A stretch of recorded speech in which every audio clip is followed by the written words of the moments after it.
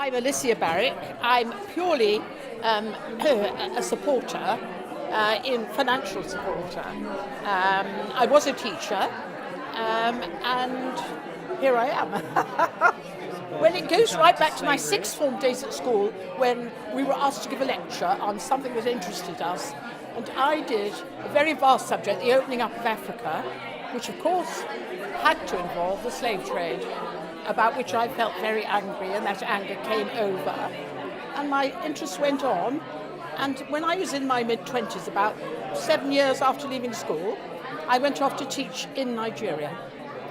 And I was horrified then to discover that slavery was still going on, because we just got to know about it. I've always followed any news in the press about it.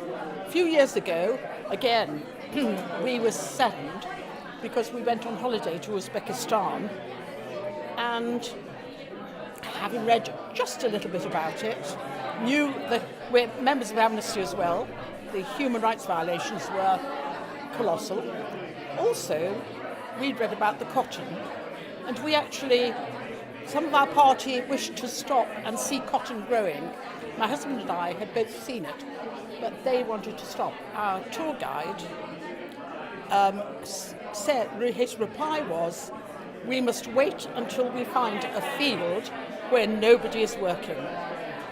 We were not allowed to talk to any workers, because lest they actually tell us the real story. And that's again, and we just carry on a continuing interest in slavery and how it is being, how we're working, and it seems a colossal job, almost impossible. Will it ever stop? But you've got to work, and if you don't work for it, things will never change.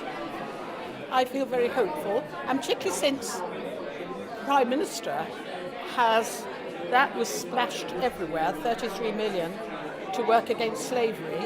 I'd love to know, I'm not sure her route there, how she got to that decision, but that I feel is reassuring, and I've just been very impressed by what I've heard.